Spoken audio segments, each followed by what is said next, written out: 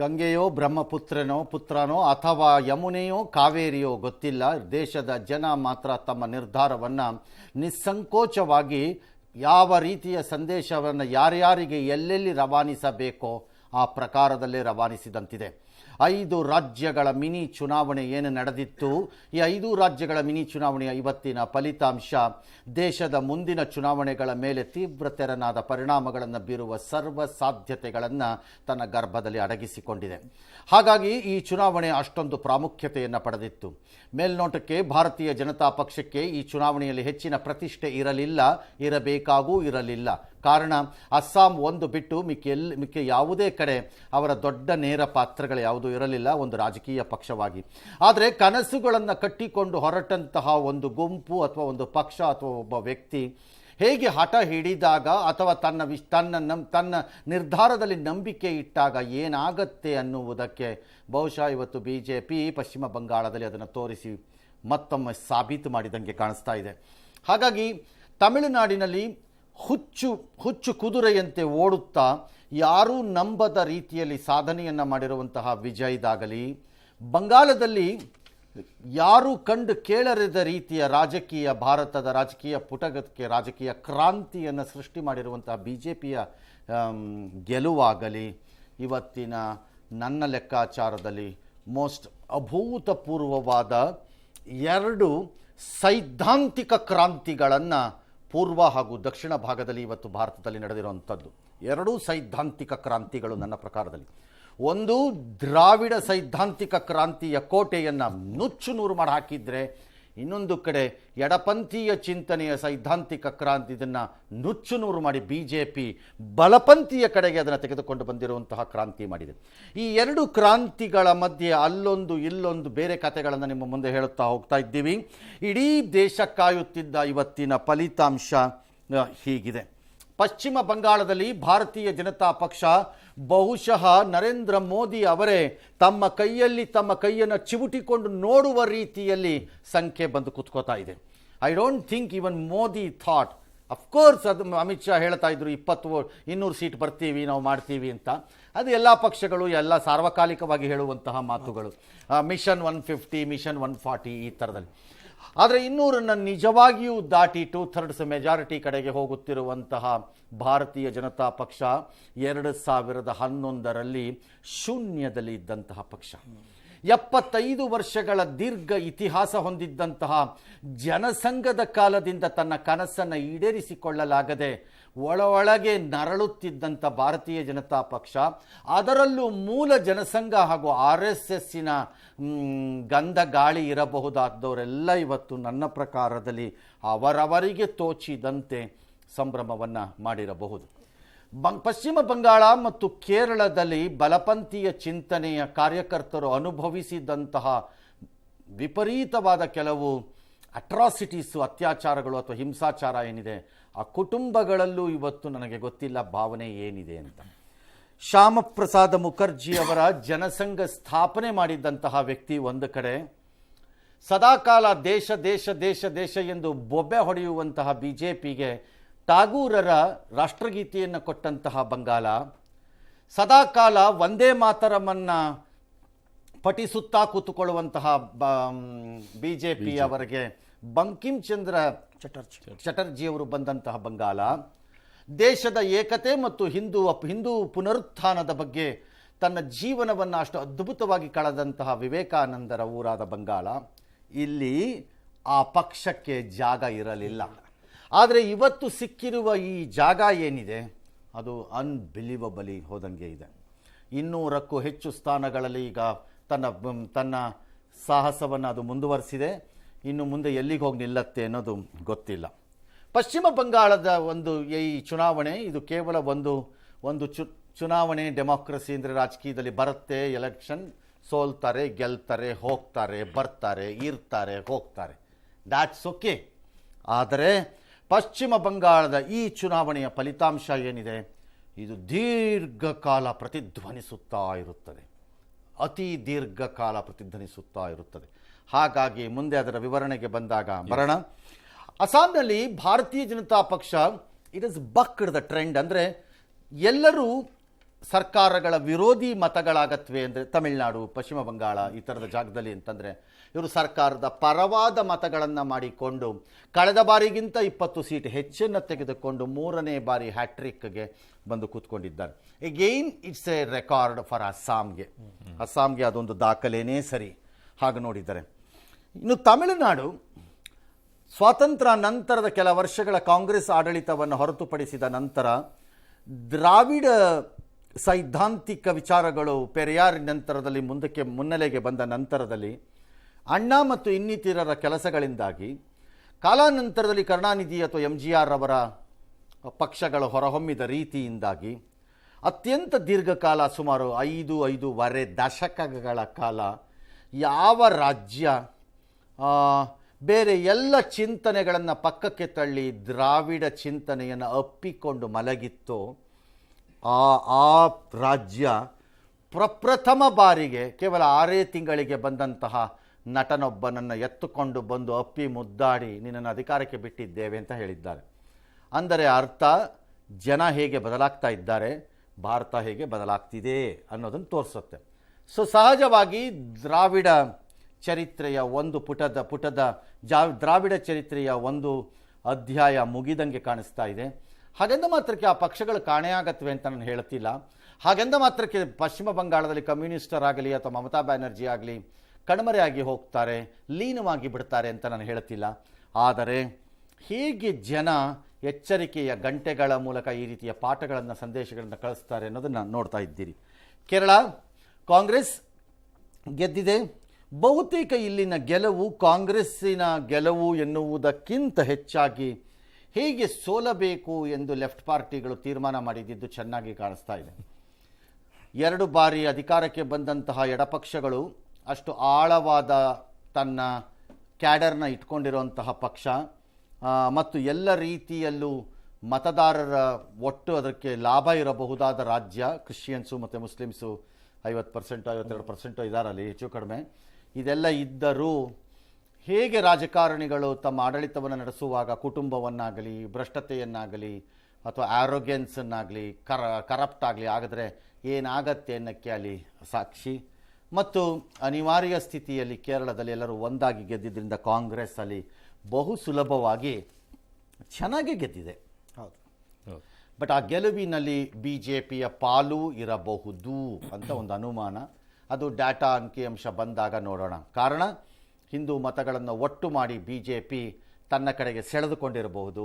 ಆ ಮತಗಳು ಬಹು ಸಹಜವಾಗಿ ಯಾರಿಗೂ ಹೋಗ್ತಾ ಇತ್ತು, ಅವರು ಸೋತಿರಬಹುದು, ಗೊತ್ತಿಲ್ಲ. ಪುದುಚೇರಿ ಸಣ್ಣ ರಾಜ್ಯ, 30 ಸೀಟಲ್ಲಿ.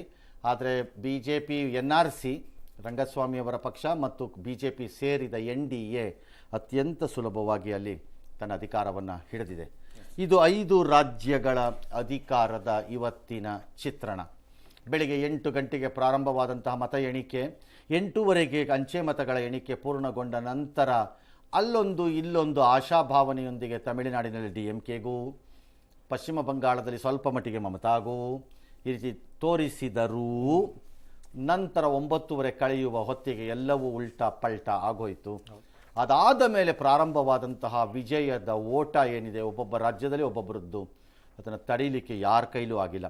ಅಸ್ಸಾಂನಲ್ಲಿ ಆರಂಭದಿಂದ BJP ಹಿಂದೆ ತಿರುಗಿ ನೋಡೇ ಇಲ್ಲ. ಒಮ್ಮೆ ಭಾರತೀಯ ಜನತಾ ಪಕ್ಷ ಪಶ್ಚಿಮ ಬಂಗಾಳದಲ್ಲಿ ಮ್ಯಾಸಿವ್ ಲೀಡನ್ನು ತಗೊಂಡ ಮೇಲೆ ಕೆಳಕ್ಕೆ ಇಳಿಲೇ ಇಲ್ಲ.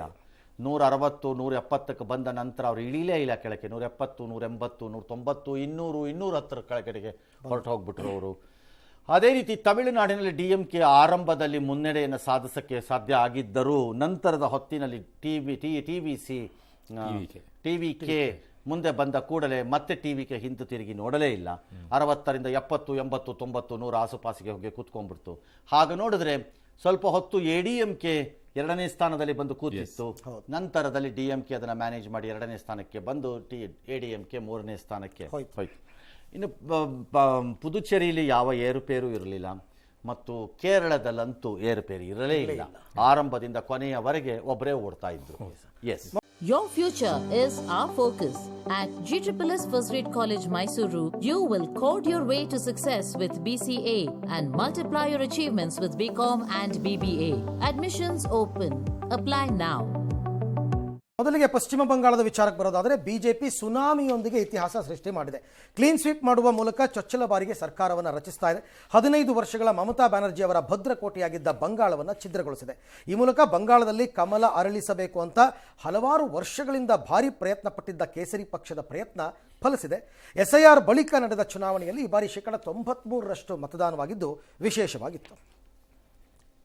ಸೊ ಏನಾಯಿತು ಬಂಗಾಳದಲ್ಲಿ ಬಿಜೆಪಿಗೆ ಬಂಪರ್ ಅಂತಂದ್ರೆ ಒಟ್ಟು ಕ್ಷೇತ್ರ ಇರೋದು 293, ಆಕ್ಚುಲಿ 94. ಒಂದು ಕ್ಷೇತ್ರದ ಚುನಾವಣೆ ಮೇ 21ಕ್ಕೆ ನಡೆಯುತ್ತೆ. ಅದರ ಮತದಾನ 21ಕ್ಕಾದ್ರೆ 24ಕ್ಕೆ ಫಲಿತಾಂಶ ಬರುತ್ತೆ. ಹಾಗಾಗಿ 293 ಮಾತ್ರ ಲೆಕ್ಕಕ್ಕೆ ಇಟ್ಕೊಂಡಿದ್ದಾರೆ. ಸರಳ ಬಹುಮತಕ್ಕೆ 147 ಬೇಕು. ಬಿಜೆಪಿ 205 ಸ್ಥಾನವನ್ನು ಪಡ್ಕೊಂಡಿದೆ. TMC 82 ಸ್ಥಾನವನ್ನು ಪಡ್ಕೊಂಡಿದೆ. ಕಾಂಗ್ರೆಸ್ 2, ಇತರೆ 4 ಇದೆ. ಸೊ ಇತರೆ 4ರಲ್ಲಿ AJUP 2 ಇದೆ, CPM 1 ಇದೆ. ಆ ಕಡೆಗೆ ಇನ್ನುಳಿದಿದ್ವೆಲ್ಲ ನಿಮಗೆ ಒಂದೊಂದು ಸ್ಥಾನವನ್ನು ಪಡ್ಕೊಂಡಿದೆ. ಸೊ ಹಾಗಾಗಿ ಇದು ಈಗ ಪಶ್ಚಿಮ ಬಂಗಾಳದ ಲೆಕ್ಕಾಚಾರಗಳು, ಎಷ್ಟು ಸೀಟ್ಗಳನ್ನು ಪಡ್ಕೊಂಡಿದೆ ಅನ್ನೋದು. ಎಸ್, ಈ ನೀವು ಹೇಳಿದ್ರೆ ಆರಂಭದಲ್ಲಿ ಸರ್ ಇದು ಸೈದ್ಧಾಂತಿಕ ಕ್ರಾಂತಿ ಅಂತ ಅಂದ್ಬಿಟ್ಟು. ಅಲ್ಲ, ಬಂಗಾಳ ತಗೊಂಡ್ಬಿಡೋಣ. ಇದು ತಗೊಂಡ್ಬಿಡೋಣ ಸರ್. ಬಂಗಾಳ ಗೆಲುವಿಗೆ ಕಾರಣಗಳೇನು ಅಂತ. ಸೊ ಬಂಗಾಳದಲ್ಲಿ ಬಿಜೆಪಿ ಗೆಲುವಿಗೆ ಕಾರಣಗಳೇನು ಅಂತ ಪಟ್ಟಿಯನ್ನು ಮಾಡ್ತಾ ಇದ್ದಾರೆ. 15 ವರ್ಷಗಳ ದೀರ್ಘಕಾಲ ಮಮತಾ ಬ್ಯಾನರ್ಜಿ ಅವರ ಆಡಳಿತ ಇದ್ದಂತಹ ಆಡಳಿತ ವಿರೋಧಿ ಅಲೆ, ಸರ್ಕಾರದ ವಿರುದ್ಧ ಪದೇ ಪದೇ ಎದ್ದಂತಹ ಭ್ರಷ್ಟಾಚಾರ, ನೇಮಕಾತಿ ಹಗರಣಗಳು, SIRನಿಂದ ಅಕ್ರಮ ನುಸುಳುಕೋರರ ಮತಗಳು ಡಿಲೀಟ್ ಆಗಿದ್ದಿದ್ದು, ಮೋದಿ ಮತ್ತು ಅಮಿತ್ ಶಾ ಅವರ ನೇತೃತ್ವದಲ್ಲಿ ಬಿಜೆಪಿ ಅಬ್ಬರದ ಪ್ರಚಾರವನ್ನು ಮಾಡಿದ್ದು ಅಷ್ಟೇ ಅಲ್ಲ, ಈ ಬಾರಿ ಬಂಗಾಳದಲ್ಲಿ RSS ತನ್ನ ಅದ್ಭುತವಾದಂತಹ ಪರಾಕ್ರಮವನ್ನು ಒಳಗಡೆ ತೋರಿಸಿದೆ. ಅಲ್ಲಿ ಮೊದಲೇ ಕೂತು ಅದನ್ನೆಲ್ಲ ಹೆಣೆದು ಸರಿಯಾಗಿ ಪ್ಲಾನ್ ಮಾಡಿದ್ದಾರೆ ಕೂತ್ಕೊಂಡು. There entire scheme was very simple and straight. Between BJP ಕಳೆದ ಬಾರಿ ಅವ್ರಿಗೆ 77 ಸೀಟು ಏನೋ ಬಂದಾಗ, 70 ಚಿಲ್ಲರೆ ಏನೋ ಬಂದಾಗ, ಮತ್ತು TMCಗೆ 100 ಚಿಲ್ಲರೆ ಸೀಟು ಬಂದಾಗ, there voting gap percentage was ಒಂದು 7-8% ಇತ್ತು. ಸೊ ಅವ್ರಿಗೆ ಗೊತ್ತಾಯಿತು, ಈ 7-8% ನಾವೆಲ್ಲಿ ಕುಷನ್ ಮಾಡಿದ್ರೆ ಸರಿಯಾಗಿ ಆಗ ಆಟೋಮೆಟಿಕ್ ಆಗಿ ರಿಸಲ್ಟ್ ಉಲ್ಟಾ ಆಗತ್ತೆ ಈಗಿದು ಅಂತ. ಸೊ ಅದನ್ನು ಎಕ್ಸಾಕ್ಟ್ಲಿ ಮಾಡಿದ್ದಾರೆ, ಎಕ್ಸಾಕ್ಟ್ಲಿ ಕಿತ್ಕೊಂಡು ಹೋಗಿದ್ದಾರೆ ಅಷ್ಟೇ. ಎಕ್ಸಾಕ್ಟ್ಲಿ ಆಗಿರೋದು. ಐ ಥಿಂಕ್ ಡಾಟಾ ಬರೋದಿಲ್ಲ, ನೋಡಿದ್ರೆ ಗೊತ್ತಾಗತ್ತೆ ಅನ್ಸುತ್ತೆ. ಅರೌಂಡ್ 7-8% ಮೋರ್ ವೋಟ್ ಬಿಜೆಪಿಗೆ ಬಂದಿದೆ ಕಳೆದ ಬಾರಿಗೆ. That's all. So it has twisted. ಕಳೆದ ಬಾರಿ 35% ವೋಟ್ ಶೇರ್ ತಗೊಂಡು ಈ ಸರಿ 40 ಚಿಲ್ಲರೆ ಬಂದು. ಇನ್ನು ಹಿಂದೂ ಮತಗಳನ್ನು ಬರೀ ಪ್ರತಿಪಾದಿಸಿದ ಅಭಿವೃದ್ಧಿಯ ಜಪ ಮಾಡಿದ್ರು, ಬಟ್ ಹಿಂದೂ ಮತಗಳನ್ನು ಕನ್ಸಾಲಿಡೇಟ್ ಮಾಡ್ತಾ ಹೋದರು. ಅದಕ್ಕೆ ತಕ್ಕಂತೆ ಮಮತಾ ಬ್ಯಾನರ್ಜಿಯ ನಡವಳಿಕೆ, ನೀತಿಗಳು, ನಿರ್ಧಾರಗಳು, ಮಾತುಗಳು ಇವೆಲ್ಲವೂ ಅದಕ್ಕೆ ಪ್ರೇರಕವಾಗಿ ಹೋಗ್ತಾ ಹೋಯಿತು, ಸೇರ್ಕೋತಾ ಹೋಯಿತು, ಪುಷ್ಟಿ ಕೊಡ್ತು. ಹಿಂದೂಗಳ ಮತ ಆದಮೇಲೆ ರಾಮನವಮಿ ಮಾಡೋದು, ಈ ಥರದ್ದೆಲ್ಲ ನ್ಯಾಚುರಲಿ ಮಾಡ್ಕೊಂಡು ಬಂದರು. 29,000 ಶೋಭಾಯಾತ್ರೆ, 45 ದಿನದಲ್ಲಿ ವೇತನ ಆಯೋಗ ಮಾಡ್ತೀವಿ ಅನ್ನೋದು, ಈ ಥರ ಎಲ್ಲ ಮಾಡ್ಕೊಂಡಂತೂ ಬಂದರು. ಅದೇನು ಬಂದಿಲ್ಲ ಅಂತಲ್ಲ. ಎರಡನೇದು, ಪಶ್ಚಿಮ ಬಂಗಾಳದಲ್ಲಿ ಅಭಿವೃದ್ಧಿ ಅನ್ನೋದು ಸತ್ತೋಗಿ ಭಾಳ ವರ್ಷ ಆಗೋಗಿತ್ತು. ಅದಕ್ಕೆ ಕಾರಣ BJPನೂ ಕಾಸು ಕೊಟ್ಟಿಲ್ಲ, ಗೌರ್ಮೆಂಟ್ ಆಫ್ ಇಂಡಿಯಾಯಿಂದ ಕಾಟ ಕೊಟ್ಟಿದ್ದಾರೆ ಚೆನ್ನಾಗಿ. ಹಾಗಾಗಿ ಎಲ್ಲ ಒಂದಕ್ಕೊಂದು ಸೇರ್ತು 75 ವರ್ಷಗಳ ಅವರ ಕನಸಿಗೆ ಪೂರ್ವದಲ್ಲಿ ಸೂರ್ಯ ಬಿಜೆಪಿಗೆ ಹುಟ್ಟಿದ. ಸೊ ತಳಮಟ್ಟದಿಂದ ನೀವು ಕೆಲಸ ಮಾಡೋ ವಿಚಾರವನ್ನು ಬೆಳಗ್ಗೆ ಮಾತಾಡಬೇಕಾದ್ರೆ ಹೇಳ್ತಾ ಇದ್ರಿ ಸರ್. ಒಂದು ಸ್ಟೋರಿ ಕೂಡ ಹೇಳ್ತಾರೆ, ಯಡಿಯೂರಪ್ಪನವ್ರ ಜೊತೆ ಕಾರ್ನಲ್ಲಿ ಹೋಗ್ಬೇಕಾದಂಥ ಬೆಳವಣಿಗೆಯ ಬಗ್ಗೆ. ಸೊ ಬಿಜೆಪಿ ಆ ರೀತಿಯಾದಂಥ ಗ್ರೌಂಡ್ ಲೆವೆಲ್ ಇಲ್ಲ ಬಂದಿರೋದ್ರಿಂದ ಈ ರೀತಿ ಗೆಲ್ಲೋಕೆ ಸಾಧ್ಯ ಆಯ್ತಾ? ಒಂದು ಪಕ್ಷ ಗ್ರೌಂಡ್ ಲೆವೆಲಲ್ಲಿ ಇದ್ದರೆ ಮಾತ್ರನೇ ನಂತರ ಚುನಾವಣೆಗಳಲ್ಲಿ ಉಳ್ಕೊಳ್ಳೋಕೆ ಸಾಧ್ಯ. ಸೋಲು ಗೆಲುವು ಏನೇ ಆಗಬಹುದು. ಎಲ್ಲಿ ತಳಮಟ್ಟದಲ್ಲಿ ನೀವು ಪಕ್ಷವನ್ನು ಕಟ್ಟಿರಲ್ಲ, ಅದು ಈ ಒನ್ ಫಿಲಮ್ ಸ್ಟಾರ್ಗಳು ಕೆಲವರು ಬರ್ತಾರೆ ಗೊತ್ತಾ, ಹೀರೋಗಳು ಕೆಲವರು ಬರ್ತಾರೆ, ಒಂದು ಸಿನಿಮಾದಲ್ಲಿ ಬಂದು ಮಿಂಚೋಗ್ಬಿಡ್ತಾರೆ. ಮಿಂಚೋದು ಅಂದ್ರೆ ತಡ್ಕೊಳಕ್ಕಾಗಲ್ಲ, ಆ ಟೈಪಲ್ಲಿ ಮಾಡ್ಬಿಟ್ಟು ಆಮೇಲೆ ಪರಾರಿ ಎಲ್ಲ ಕಾಣೋದೇ ಇಲ್ಲ, ಕೈಗೆ ಸಿಗಲ್ಲ ಅವರು, ಹಂಗಾಗ್ಬಿಡ್ತಾರೆ. ಹಾಗಾಗ್ಬಿಡುತ್ತೆ ಪಕ್ಷಗಳಿಗೆ. ಯಾವಾಗ ನೀವು ಅಂದರೆ ಅಧಿಕಾರ ಮತ್ತು ಹಣ ಈ ಎರಡರ ಆಧಾರದಲ್ಲಿ ನೀವು ಪಕ್ಷವನ್ನು ಕಟ್ತೀರಿ, ಸೈದ್ಧಾಂತಿಕವಾಗಿ ಕ್ಯಾಡರ್ ಬೇಸನ್ನು ಮಾಡಲ್ಲ. For example, a tremendous failure of BSP. Yes. BSP should have been a perfect cadre party. Yes. Tremendous. ಅದು ರಾಜ್ಯದಲ್ಲಿ ಅಷ್ಟರ ಮಟ್ಟಿಗೆ JDSವೇ, ನನ್ನದನ್ನು ಇಲ್ಲ ಅಂತ ಹೇಳಲಿಕ್ಕಾಗಲ್ಲ. ಹಾಗಾಗಿ ಎಲ್ಲಿ ನಿಮಗೆ ಆ ತಳಮಟ್ಟದಲ್ಲಿ ಅದನ್ನು ಕಟ್ಟಲ್ವೋ ಅಲ್ಲಿ ಆ ಪಕ್ಷ ಉಳಿಯಲ್ಲ. BJP ಯಾಕೆ ಉಳಿದಿತ್ತು ಅಂದರೆ ಎಲೆಕ್ಟೋರಲಿ ಅಂದರೆ ರಾಜಕಾರಣದ ಚುನಾವಣಾ ರಾಜಕಾರಣದಲ್ಲಿ ಅದು ಗೆಲ್ತಿರಲಿಲ್ಲ. ಆದರೆ ಜನರ ಜೊತೆಲಿ ಕೆಲಸ ಮಾಡುವಂತಹ ಸಂಘಟನೆಯನ್ನು ಉಳಿಸ್ಕೊಂಡಿತ್ತು RSS ಅಲ್ಲಿ. ಇನ್ನೂ ಅದಿನ್ನೂ ಪೂರ್ತಿ ಸತ್ತಿರಲಿಲ್ಲ ಅಲ್ಲಿ. ಕಾಂಗ್ರೆಸ್ಗೀಗಾಗ್ತಿರೋ ಸಮಸ್ಯೆ ಇದೇನೆ. ಬಹುರಾಜ್ಯಗಳಲ್ಲಿ ಕಾಂಗ್ರೆಸ್ ಎಕ್ಸಿಟ್ ಆಗ್ತಿರೋ ಜಾಗದಲ್ಲಿ ತಳಮಟ್ಟದಲ್ಲೂ ಅದು ತೊಳ್ಕೊಂಡು ಹೊಟ್ಟೋಗ್ತಾ ಇದೆ ನಿಮಗೆ. ಸೊ ಪರಿಣಾಮ ರಿಸಲ್ಟ್ಸ್ ಹಂಗಾಗತ್ತೆ. ಬಟ್ ಅಲ್ಲ ಸರ್, ಈಗ ಬಂಗಾಳದಲ್ಲಿ ಏನಂದ್ರೆ ಮಮತಾ ಬ್ಯಾನರ್ಜಿ ಕಾಟ ಅಷ್ಟಿಷ್ಟು ಕೊಟ್ಟಿಲ್ಲ, ಸಾಕಷ್ಟು ಕಾಟನೇ 15 ವರ್ಷಗಳಲ್ಲಿ ಕೊಟ್ಟರು. ಬಟ್ ಅದನ್ನು ತಡ್ಕೊಂಡು ಈ ರೀತಿ ಫೈಟ್ ಮಾಡಬೇಕಾದ್ರೆ ಒಂದೊಳ್ಳೆ ದೊಡ್ಡ ವಿಲ್ ಪವರ್ ಮತ್ತೆ ಆ ಪಕ್ಷಕ್ಕೆ ಅದೊಂದು ಇದಿರಬೇಕಲ್ಲ ಸರ್. ಇರಲೇಬೇಕು. ಕಾಂಗ್ರೆಸ್ ಸ್ವಾತಂತ್ರ್ಯ ನಂತರದಲ್ಲಿ ಕಾಂಗ್ರೆಸ್ ಅಧಿಕಾರವನ್ನು ಬಂಗಾಳದಲ್ಲಿ ಹಿಡಿಯುತ್ತೆ. ಆಕ್ಚುಲಿ ಹೇಳಬೇಕು ಅಂದರೆ ಜನಸಂಘ ಬಂಗಾಳದಲ್ಲಿ ಒಂದ್ಸರಿ 3 ಸೀಟ್ ಗೆಲ್ಲುತ್ತೆ. 3 ಸೀಟ್ ಗೆದ್ದಾಗ 2 ಸೀಟೋ 3 ಸೀಟೋ ಗೆಲ್ತಾರೆ. 52ರಲ್ಲ ಯಾವಾಗಲೂ ಒಂದ್ಸರಿ ಗೆಲ್ತಾರೆ ಮಧ್ಯದಲ್ಲಿ ಅವರು ಅದನ್ನು. ಆದರೆ ನಂತರದ ಕಾಂಗ್ರೆಸ್ ನನ್ನನ್ನು ಬಿಟ್ಟು ಯಾರೂ ಇಲ್ಲ ಅನ್ನೋ ಆರೋಗ್ಯನ್ಸಲ್ಲಿರುತ್ತೆ. ಅದನ್ನು ಮುರಿದಿದ್ದು ಗರ್ವಭಂಗ ಮಾಡಿದ್ದಿದ್ದು ಕಮ್ಯುನಿಸ್ಟರು. ಆ ಗರ್ವಭಂಗ ಮಾಡಿ ಬಹು ಸಹಜವಾಗಿ ಜನ ಕಮ್ಯುನಿಸ್ಟರಿಂದ ಅಂದರೆ ಎಡಪಕ್ಷಗಳಿಂದ ಸರಳತೆಯನ್ನು, ಸಂಭಾವಿತನವನ್ನು, ನಿಜವಾದ ಬಡವರ ಕೈ ಹಿಡಿದು ನಡೆಸುವಂತಹ ಕಾರ್ಯಗಳನ್ನು, ಈ ಥರದ್ದನ್ನು ನಿರೀಕ್ಷೆ ಮಾಡ್ತಾ ಇದ್ದರು. ಕಾಲಾನಂತರದಲ್ಲಿ ಕಮ್ಯುನಿಸ್ಟ್ಗಳಿಗೆ ಅಧಿಕಾರದ ಮೇಲೆ ಅಧಿಕಾರ, ಎಲೆಕ್ಷನ್ ಆದಮೇಲೆ ಎಲೆಕ್ಷನ್ ಜಯಗಳು ಬಂದಾಗ ದಿ ಟಿಪಿಕಲ್ ಆರೋಗ್ಯನ್ಸ್ ಆಫ್ ಪವರು ಎಲ್ಲದಕ್ಕಿಂತ ಹೆಚ್ಚಾಗಿ ರಾಜಕಾರಣದಲ್ಲಿ ಮತ್ತು ರಾಜ್ಯಭಾರಗಳಲ್ಲಿ, ಅಂದರೆ ನೀವು ಪುರಾಣಗಳಿಗೆ ಹೋದರೂ ಈ ರೌಡಿ ಎಲಿಮೆಂಟ್ಗಳ ಪಾತ್ರ ಕಾಣುತ್ತೆ. ರಾಕ್ಷಸರಿದ್ರಲ್ಲ ಆಗ. ರೌಡಿ, ಐ ಡೋಂಟ್ ಸೇ ರಾಕ್ಷಸರನ್ನ ನಾನು ರೌಡಿ ಎಲಿಮೆಂಟ್ಸ್ ಅಂತ ಕರೆಯಲ್ಲ. ಅವ್ರನ್ನ ಸಜ್ಜನರು ಅಂತ ನೀವು ಕರ್ಕೊಳ್ಳೋ ಅಂತಹ ಅದ್ರೊಳಗಡೆ ಈ ಥರ ಮಾಡೋರು ರೌಡಿ ಎಲಿಮೆಂಟ್ಗಳು. ಅವ್ರು ನಾನು ಹಂಗೆ ಕರೆಯೋಕ್ಕಾಗಲ್ಲ. ಈ ರೌಡಿ ಎಲಿಮೆಂಟ್ಗಳನ್ನು ರಾಜಕೀಯ ಪಕ್ಷಗಳು ಎಲ್ಲಿ ಇಟ್ಟಿರಬೇಕೋ ಅಲ್ಲಿ ಇಟ್ಟಿರಬೇಕು ನೀವು.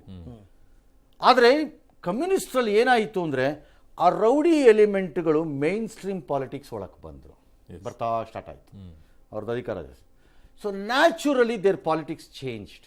ಇಟ್ ಟರ್ನ್ಡ್ ಫ್ರಮ್ ಜನರನ್ನು ಒಪ್ಪಿಸುವುದಕ್ಕಿಂತ ಬೆದರಿಸುವ ಕಡೆಗೆ ಹೋಯಿತು. ರೈಟ್. ಬಂಗಾಳ ಎಂದೆಂದಿಗೂ ಭಯದಲ್ಲಿ ಮತವನ್ನು ಹಾಕಿದೆ. ಬಂಗಾಳದಲ್ಲಿ ಎಂದೆಂದಿಗೂ ಹಿಂಸಾಚಾರವೇ ರಾಜಕೀಯ ಅನ್ನೋ ನಿರ್ಧಾರಕ್ಕೆ ಬಂದ್ಬಿಟ್ಟಿದ್ದಾರೆ ಜನ.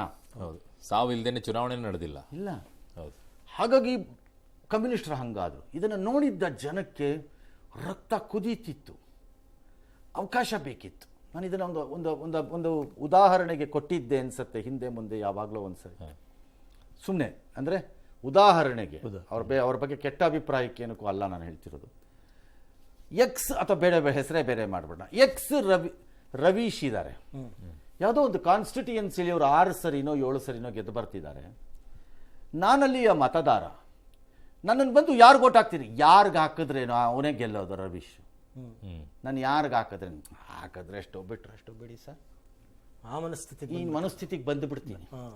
ಒಂದು ವೇಳೆ ನಾನು ತಿರುಗಿ ನಿಂತು ಹಾಕಿದ್ರೆ ನಾಳೆ ಬೆಳಿಗ್ಗೆ ನನ್ನ ಮನೆ ಮೇಲೆ ಕಲ್ಲು ಬೀಳುತ್ತೆ, ಬೆಂಕಿ ಬೀಳುತ್ತೆ, ನನ್ನ ಮಗಳು ಶಾಲೆಗೆ ಹೋಗ್ತಾ ಇದ್ರೆ ಅವಳನ್ನು ಎಳ್ಕೊಂಡು ಹೋಗುವಂಥ ಪ್ರಯತ್ನ ನಡೆಯುತ್ತೆ, ನನ್ನ ಜಮೀನನ್ನು ಸುಮ್ಮನೆ ಒತ್ತುವರಿ ಮಾಡಿಸ್ತಾರೆ, ನನ್ನ ಗಾಡಿಗೆ ಬೆಂಕಿ ಹಾಕ್ತಾರೆ. ಅಷ್ಟು ಆಳವಾಗೋಗಿರ್ತಾರೆ ಅವರು. ನನಗೆ ಯಾಕ್ರಿ ಬೇಕು ಅಂತ. ಆದರೆ ಒಂದು ಸರಿ ಎಲೆಕ್ಷನಲ್ಲಿ ಬಂದಾಗ ಯಾರೊಬ್ರು, ಇಲ್ಲ ಒಬ್ಬ ಬಂದಿದ್ದಾನಂತೆ ಹೊಸಪ, ಅವ್ನು ರವೀಶ್ಗೆ ಸರಿಯಾಗಿ ಕೊಡ್ತಿದ್ದಾನಂತೆ ಸರ್ ಏಟನ್ನ, ಅವ್ನು ಗೆದ್ಬಿಡ್ಬೋದಂತೆ ಈ ಸರಿ ಸಾರ್, ಎಲ್ಲರೂ ಜನ ಎದ್ಬಿಟ್ಟಿದ್ದಾರೆ. ಹೌದಾ, ನಂದು ಒಂದು ಓಟ್ ಹಾಕೇ ಬಿಡ್ತೀನಿ ಸರಿ ಅಂತ ಆ ಥರ ಹೋಗ್ಬಿಡ್ತಾರೆ. ಅವನಿಗೆ ವಿಶ್ವಾಸ ಬರುತ್ತೆ. That's exactly what happened with TMC against the communist. Communist last the conversation ಇದನ್ನು ಕಳ್ಕೊಂಬಿಟ್ರು.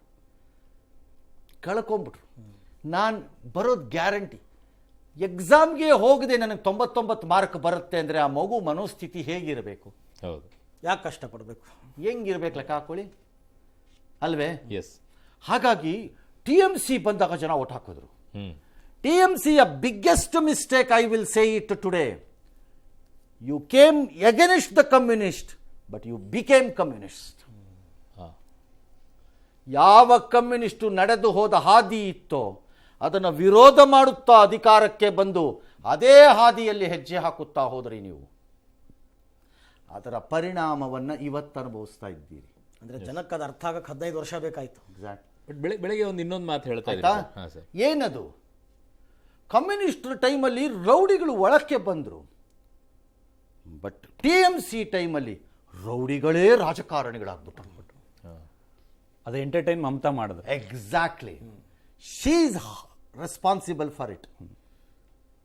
ನಾಯಕನಾದವ್ರು ಗೆದ್ದಿದ್ದನ್ನು ಮಾತ್ರ ಅಲ್ಲ, ಸೋತಾಗ್ಲೂ ತಗೋಬೇಕು ತೀರ್ಮಾನ. ಹಾಗಾಗಿ ಜನ ಇದನ್ನು ನೋಡಿ 15 ವರ್ಷ ಆಗಲಿಲ್ಲ, ಅವ್ರಿಗೆ 5 ವರ್ಷದಿಂದಲೇ ಗೊತ್ತಾಗಿತ್ತು. ಭಯದಲ್ಲಿದ್ದರು, ಆಲ್ಟರ್ನೇಟ್ ಇರಲಿಲ್ಲ. ಯಾರು ನೆಕ್ಸ್ಟು ಗೊತ್ತಿರಲಿಲ್ಲ, ಸುಮ್ಮನಿದ್ರು. ಕಾಣಿಸಿದ ಕೂಡಲೇ ಅವತ್ತು ಕಮ್ಯುನಿಸ್ಟ್ರಿಗೆ ಹೆಂಗೆ ಪಾಠ ಕಲಿಸಿದ್ರು ಈಗ ಹಾಗೆ ಇವಳಿಗೆ ಕಳಿಸಿದ್ರು. ಇದೇ BJPಗೆ ಅಡಗಿರುವಂತಹ ಪಾಠವೂ ಕೂಡ. ನೀವು ಅದೇ ದಾರಿಯಲ್ಲಿ ಮುಂದುವರೆದರೆ ನೀವು ಭಯ, ಕೊಲೆ, ಸುಲಿಗೆ, ದರೋಡೆಕೋರರ ಭವಿಷ್ಯವನ್ನೇ ಅಪ್ಪಿಕೊಳ್ಳುವುದಾದರೆ ನಿಮಗೂ ಪಾಠ ಕಲಿಸ್ತಾರೆ, ಇನ್ಯಾರೋ ಹುಟ್ಟುತ್ತಾರೆ. ಬಟ್ ನೀವು ಹೇಳ್ತಾ ಇದ್ರಿ ಸರ್, ಪ್ರಪಂಚದಲ್ಲಿ ಬಲಪಂಥೀಯ ಚಿಂತನೆಗಳಿಗೆ ಸ್ವಲ್ಪ ಕಡಿಮೆ ಆಗ್ತಾ ಇದೆ, ಬಟ್ ಭಾರತ ದೇಶದಲ್ಲಿ ಮಾತ್ರ ಬಲಪಂಥೀಯ ಚಿಂತನೆಗಳಿಗೆ ಹೆಚ್ಚಾಗಿ ಒತ್ತು ಸಿಗ್ತಾ ಇದೆ, ಗೆಲ್ತಾ ಇದ್ದಾರೆ. ಭಾರತ ಅಂತಲ್ಲ, ನಮ್ಮಲ್ಲಿ ಆಗಿದೆ. ಇಟಲಿನಲ್ಲಿ Giorgia Meloni is facing lot of problem.